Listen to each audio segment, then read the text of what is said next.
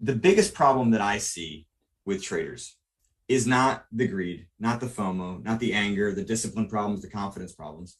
The biggest problem that I see is that your approach to problem solving is actually backwards, right? It's the way that you're thinking about solving these mental game problems that's actually the problem, right? Many of you think that emotions are the problem when emotions are not the problem, right? So in order to actually be able to solve the fear and the greed and the FOMO and the anger, right, you need to understand what's causing it, right? Much like a weed, right? If you're going to pull a weed out, you got to get the roots. You don't get the roots, the sucker's going to grow back. And that's what has happened for many of you, right? You've made attempts to solve all of those issues, and they may work for a short time. Kind of turns out to be like a placebo effect, right? You're taking a sugar pill thinking it's actually, curing you of some illness, and it's not. It's just a temporary reprieve, and the thing just kind of grows back. So number one, if you're going to actually solve these problems, you got to begin to change your thinking about them. And that's what the first chunk of my presentation is really designed to do, okay? Now, I'm going to say this again and again, okay? Emotions are not the problem, right? Emotions cause problems, right? That's why that's why you're here, okay? But they're more of a signal of what's actually the problem, right? And it's a signal of the underlying flaws and biases and illusions or wishes or hopes that are ultimately skewing your perspective about what you're trying to accomplish.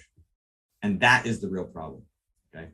So once your mind makes this shift, then the entire game changes, right? And then it becomes not about trying to control your emotions, right? Controlling your emotions is at best a temporary solution, right? If you break your ankle, a cast is a phenomenal temporary solution. But you don't want to just keep walking around with a cast after your ankle heals. Like, that doesn't make any sense. And so many of you that are relying on control as the long-term solution are basically walking around with a cast on your ankle. But now you're actually trying to play in the British Open, or you're trying to play against the best traders in the world, effectively kind of handicapping yourself. So the real strategy in my mind, right, and the purpose of my system is to get you to actually solve the problem, pull the weed out by its roots, and then the sucker goes away, right? I'm not saying that the emotions go away as if you become robotic and numb or neutral, but instead your emotions become more pure. They become more of a reflection of what's going on in the market, right? Where you can actually kind of tap into your intuition. So excitement may show up as real kind of intuitive sense that there's big opportunity for you, or fear is real intuitive sense that your positions are, in a compromised spot, or the regime is changing and you need to be a bit more worried about what's going on. That kind of purity allows you to use your emotions as a tool. Right now, though, your emotions get more compromised by those biases, by those illusions, by those wishes that you are imprinting into the price action, into the market. That's the stuff that we're trying to clear out, so you can be a better version of yourself, be a better trader for yourself, right? And that is ultimately what the system is trying to accomplish. Okay, so just to kind of further drive home this change in perspective, here are a couple more critical points that not a lot of people know, let alone traders, okay? So here we go.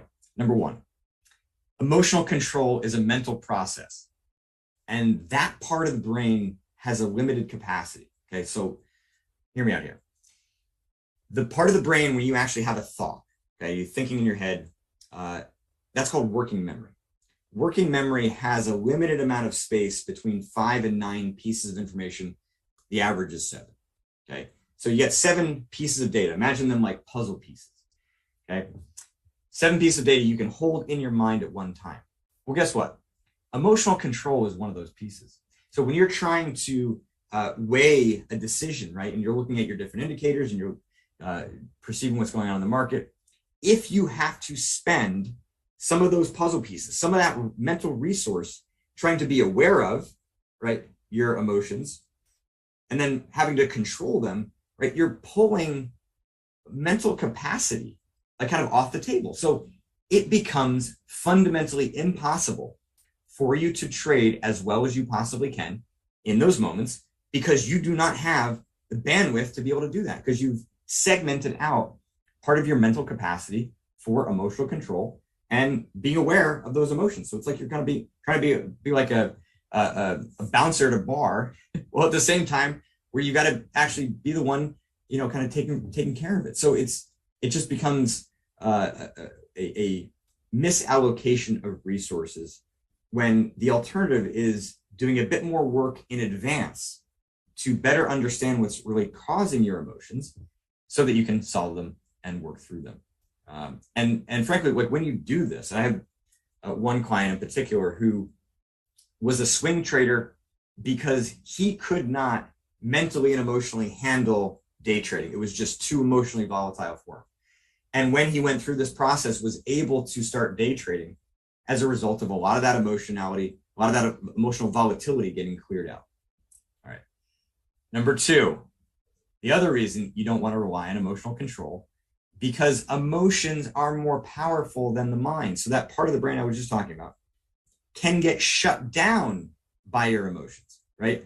So here we're talking about, the prefrontal cortex, just to give you a little bit of brain knowledge there. The prefrontal cortex is a part of the frontal lobe. And in this region of the brain is where you think, where you plan, where you make decisions, where you kind of weigh different pieces of information. And it's cool when your emotions are easier. There's more kind of flatlined or kind of just in a better spot. You're able to access full capacity there. But when your emotions start to rise, they actually can have the power to shut down that part of the brain. So that 5 to 9 number, let's again go back to the average of 7, will shrink to 5. So now you've got 5 pieces of information you can weigh. 2 of them are being devoted towards being aware and controlling your emotions. Now you're down to 3. So from 7 to 3, again, you cannot trade as well as you possibly can given that dynamic. And the problem gets even worse because your emotions can get so intense where they shut off that part of the brain entirely. And you all have experienced that, right? Whether it be in trading or elsewhere, where you've been so angry, you're in like a blind rage, or you're so greedy, you're in like a blind euphoric state where you just think nothing can go wrong. And of course, this trade is going to make your entire career. It's going to be like winning the lottery. Or you're in a blind panic where you're so paralyzed, you're like a deer in headlights and you can't do anything, right? And you're either stuck in this position or you can't get into one that would be a monster. So in that spot, that frontal part of the brain has completely shut down. You cannot even come close to controlling your emotions in that spot, because emotional control is a mental process and emotions are more powerful than that. So those are 2 basic fundamentals of how the brain works. And so if you're going to develop a strategy, you must take those things into consideration.